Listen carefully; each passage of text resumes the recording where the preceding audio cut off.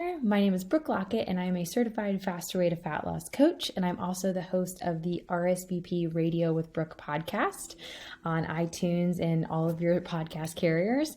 And I'm also an event planning professional. So I hope that you are having a fantastic day.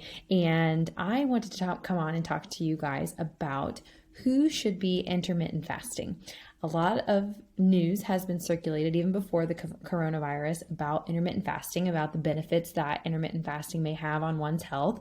But a lot of what I see from people and questions that I get are around who should be intermittent fasting. Can I intermittent fast? Am I part of that group?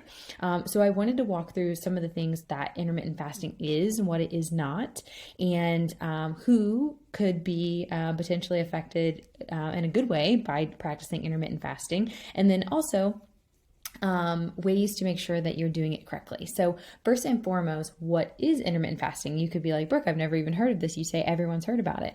So intermittent fasting is an eating schedule. It is not just not eating. It's not just starving ourselves. It's not that you just don't eat. It's an eating schedule. So this is typically for what I practice and my family practices, my husband and I, is a 16-8 protocol, meaning that we are in a fasted state for 16 hours, and then you are in a fed state for 8 hours. So the 16 hours is mostly while you're sleeping. It's really just that morning portion that is, we still have coffee and we still, have water during that time, but you're just not eating solid foods until later in the day. So then we break our fast at 12 p.m. and that typically goes till 8 p.m. That's our 8-hour eating window, and we eat a lot in that eating window.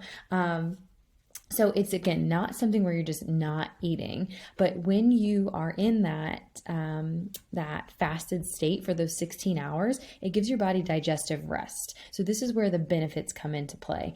This is where your body is kind of bored and it says, you know what, I think I'm going to go take inventory of what's going on here in the body and get rid of anything that's bad, get rid of anything that's toxic, fix some of these cells over here that are a little bit broken, fix these tissues over here that are a little bit worn down. So it's your body's opportunity to kind of go through and take inventory and do some tune-ups, if you will, as if a car was in the shop. So allowing your body to be in that digestive rest state for those 16 hours or 12 hours or whatever you're trying, that is really beneficial for our bodies because it gives it ample time when typically we're just eating. It can't focus on those things.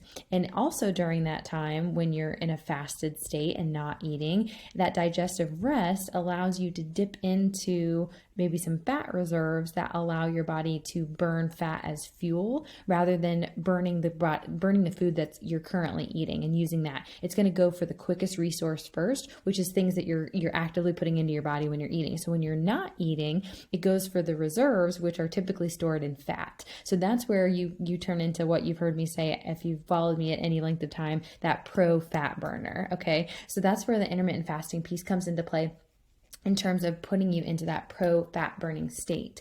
Other benefits that intermittent fasting definitely people have talked about are reduced inflammation. If you're feeling achy in those joints, if you're feeling bloated, a lot of intermittent fasting takes care of a lot of that. It helps with your sleep cycle. Because you're at digestive rest, you don't have your body all full of gunk. You're able to sleep a little bit more soundly, and we all want that, right? And then it also helps with your mental clarity as well. So being able to think through things and not have that 3 o'clock slump happen, and your body's able to digest better because when there's less in there inundating it, then it has time to do what it needs to do effectively, right?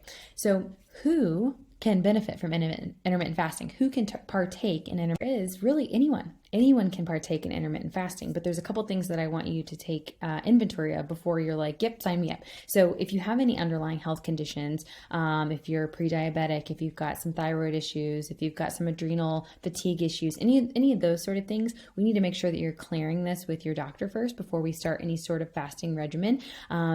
That would always be my first recommendation, is always check with your doctor if you have any underlying conditions that might affect the fasting schedule and when you would need to eat. And then the other piece is if you are breastfeeding, you can also do intermittent fasting. Now, I wouldn't say that when you are pregnant, you should start intermittent fasting. If you are intermittent fasting and then you become pregnant, you can certainly carry that on, but you can also certainly say, I'm starving at 10 a.m., I need my food, you eat. But if you have been doing it for a while and then you decide that you want to get back pre-baby weight, and you want to start implementing intermittent fasting for not only the weight loss properties and the inches lost, but also for all of the amazing health benefits that come with it, then you can by all means do that. I've had so many clients go through the fast rate of fat loss with me and be doing intermittent fasting and still breastfeeding and not see any dip in their supply, but also see maybe even a little bit of an increase in the supply. It just depends on the scenario. But we monitor and make sure that you're eating enough food, because that is the key, is that you have a high calorie intake, even though that we don't typically track calories in the faster way. But the intermittent fasting piece of our program is definitely doable if you are breastfeeding, and doesn't mean that you're going to be losing any of your supply.